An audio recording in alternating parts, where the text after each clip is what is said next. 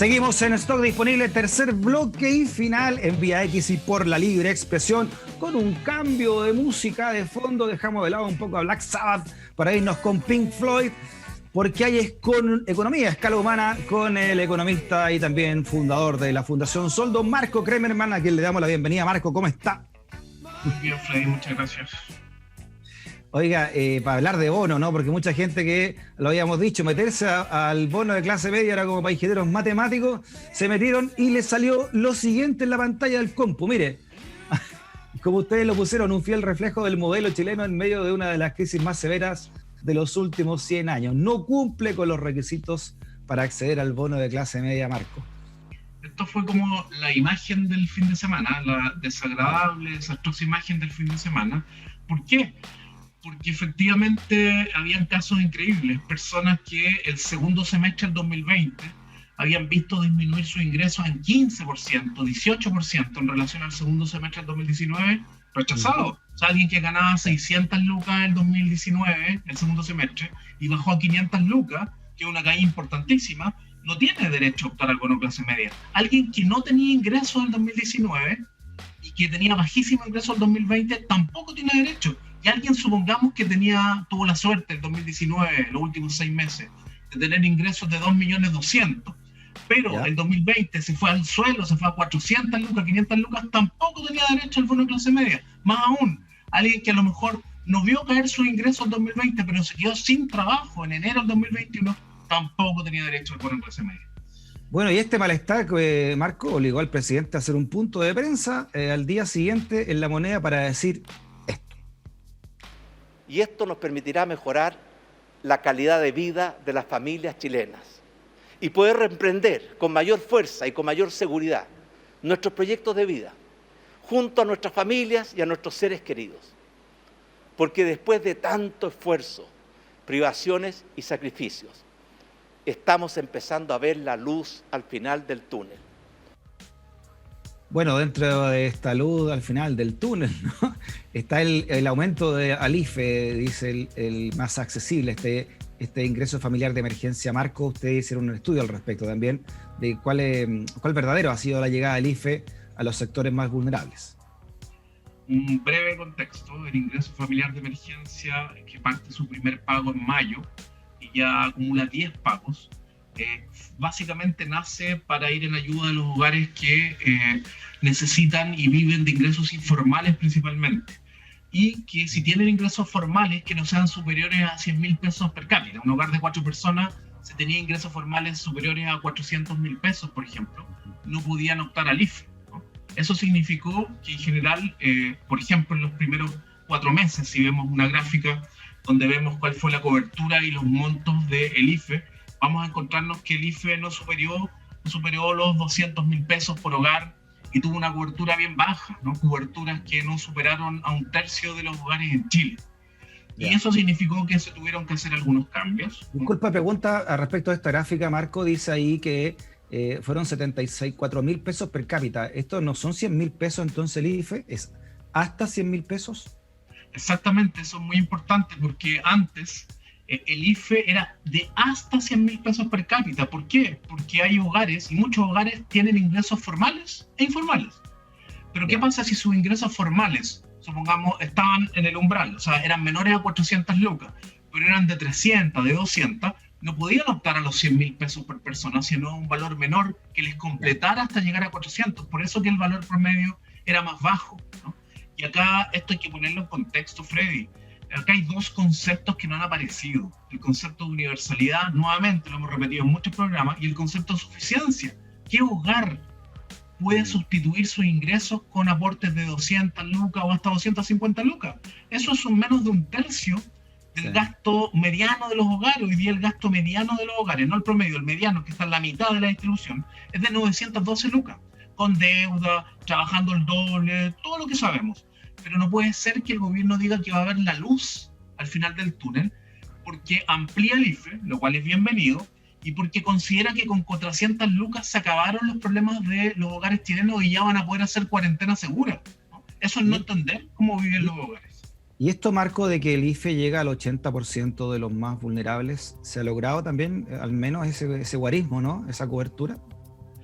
Eso ha sido a través de presión política, presión social. Recordemos que los requisitos iniciales, incluso al comienzo de esta segunda ola o segundo espacio de cuarentena, era concentrarse en el 60% de los hogares más vulnerables. Después apareció el 80% con restricciones y recién en las últimas horas conocimos de que se va a entregar, pero no para el 80% de los hogares de Chile, sino para el 80% de los hogares más vulnerables inscritos en el registro social de hogares, lo cual parece, ¿cierto?, un trabalenguas.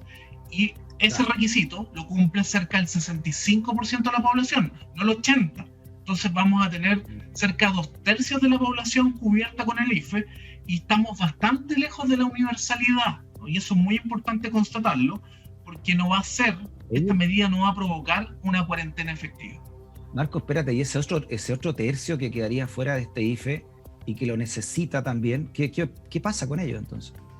Claro, ahí los que tienen la suerte de optar al bono clase media, que va a ser un porcentaje menor, algunos incluso se repiten con el IFE, y recordemos que lo más probable, porque no tenemos los datos de la pandemia, pero sí los datos de antes de la pandemia, ya visualizábamos que el 80% de los hogares en Chile tiene problemas para llegar a fin de mes, ¿no?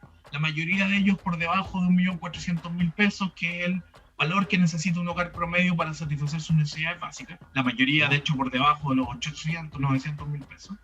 Y por tanto, si le agregamos la pandemia, probablemente 90-92% de los hogares ha tenido problemas importantes para satisfacer sus necesidades. Entonces, este segmento de los que no necesitan, de los hogares ricos, que insistentemente el gobierno nos ha dicho de por qué no quiere extender la universalidad, es un grupo muy pequeñito y que está quedándose al margen de algunas ayudas. Pero no solo eso, Freddy, porque esto es muy importante. No nos olvidemos por ampliar la cobertura de la suficiencia. Y esa discusión, si no se hace rápido, vamos a tener nuevamente problemas. Vale decir, no basta con entregar muchos bonos y aumentar la cobertura, que es bienvenido, si el valor de esas transferencias son insuficientes no porque vamos a criticar todo permanentemente, sino porque no está en sintonía con los gastos básicos de un hogar. Los hogares van a salir de todas maneras a buscar los ingresos que le faltan a la calle. Perfecto. Te quiero mostrar el siguiente titular, que también es un tema que está ahí en la palestra. Pero antes de eso, mira, veamos este otro gráfico de la Fundación de Sol. Cobertura máxima de los 10 primeros IFE llegó a un 42%. La cobertura del IFE de marzo abarcó un 34%, con aporte promedio de 143.000 por hogar, más o menos, ¿no?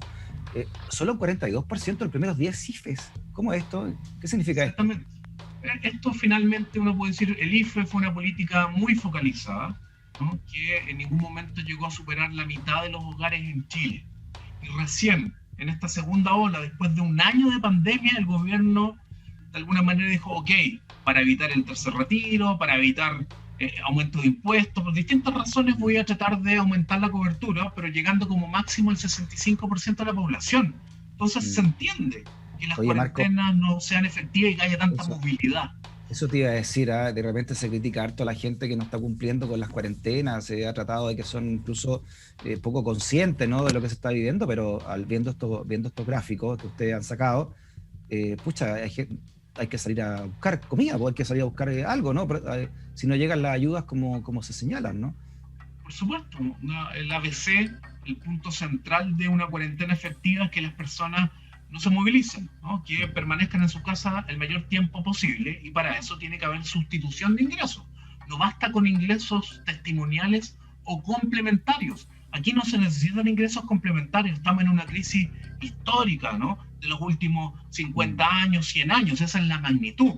Por tanto, apoyos por una sola vez, como el bono clase media, o ingreso familiar de emergencia por más meses. Ahora viene un periodo de 3 meses de apoyo, pero con valores que ni siquiera se acercan a la mitad del gasto mediano de los hogares. Lamentablemente, no va a permitir que exista una cuarentena real y nos va a costar mucho más controlar la pandemia y nos va a costar mucho más reactivar la economía. Es contraproducente incluso para la propia reactivación económica. Ya, de la mano con esto, te quiero mostrar el siguiente titular, Marco, para ver qué te parece las declaraciones del presidente Piñera respecto de otro retiro, ¿no? Dice, un eventual tercer retiro de fondos de la AFP es para los ricos, dice, y no va a favorecer en nada a los más vulnerables. ¿Qué te parece esa declaración? Bueno, falsa.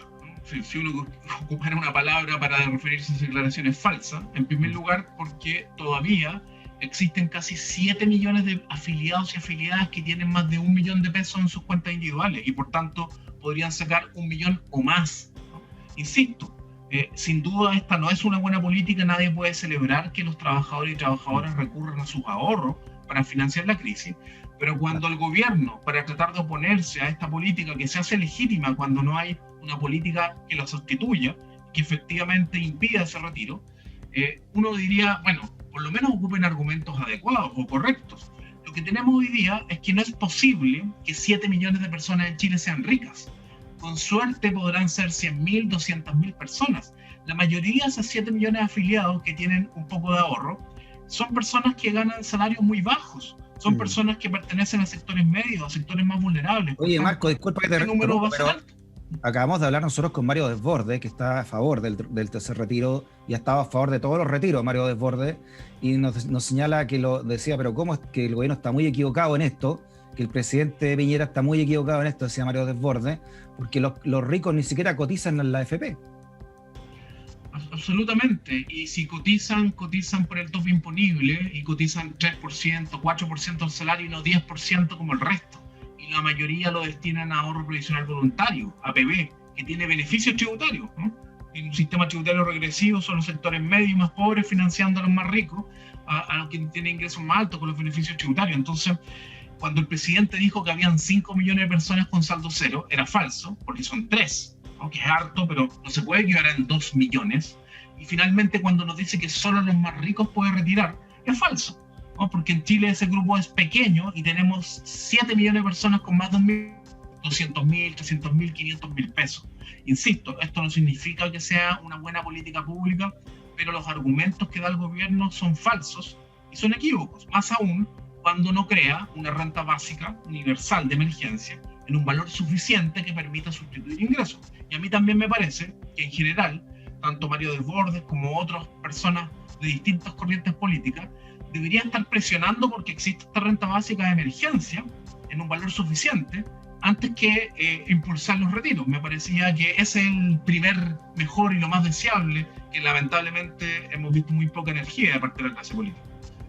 Claro, porque para un sector de la derecha, por último, Marco, sería bueno retirar los fondos de la cesantía, del fondo de cesantía, y no retirar los fondos de la AFP, ¿sí? Siendo que son dos fondos también que están hechos para emergencia, un caso, y para la jubilación supuesta, ¿no? El otro, ¿no? De hecho, es mucho más grave la propuesta que señala que se debe retirar del fondo de cesantía. ¿Por qué? Porque de todas maneras vamos a tener una reforma a nuestro mal llamado sistema de pensiones, que es solo un sistema de cuentas individuales. Eso va a ocurrir sí o sí, va a tener que reformularse y por tanto el impacto en las pensiones va a ser mucho menor que si siguiéramos con el sistema FP de aquí a 20, 30, 40 años más. En cambio, la afectación al seguro de cesantía es inmediato. ¿Qué va a pasar con aquellas personas que en 6 meses más necesiten acogerse al seguro de cesantía si, por ejemplo, se sacaron 5.000, 6.000 o 7.000 millones de dólares? Recordemos que el seguro de cesantía, considerando las cuentas individuales y el fondo solidario, involucra recursos un poquito mayor a 12.000 millones de dólares. Por tanto, si se sacara la mitad, sin duda hay una afectación importante para el seguro de cesantía. Oye, parodiando lo que se dice, ¿no? Que esto de sacar los fondos de FP es pan para hoy y hambre para mañana. Sacar los fondos de cesantía es pan para hoy y hambre para hoy. Y hambre para hoy, ¿no? Porque te queda sin ningún tipo de resguardo de inmediato, ¿no? Como tú estás diciendo. Exactamente, ese es el problema. Y aquellos que dicen que sacar los fondos de pensiones es pan para hoy y hambre para mañana, recordemos que la hambre también es hoy. O sea, las pensiones hoy ya son miserables. Hoy ya la mitad de las pensiones autofinanciadas están por debajo de las 160 lucas. Hoy, no mañana. Hoy están recurriendo los adultos mayores al Estado para que le suban un poquito las pensiones y hay una presión por el costo fiscal. Por tanto, este argumento que se esboza de que mañana nos va a salir muy caro el retiro de los fondos porque muchos pensionados van a ir a golpearle la puerta al Estado, esto está pasando hoy día, ¿no? Por tanto, aquí lo que debió haber ocurrido, y ojalá ocurra, es renta básica universal de emergencia con un valor suficiente y al mismo tiempo reforma de pensiones contundente. Don Marco Kremerman, muchas gracias por su conversación. Le mandamos un abrazo grande, que esté bien. Saludos por la Fundación Sol, telemáticos. Muchas gracias. Un abrazo. Chao, Marco. Chao.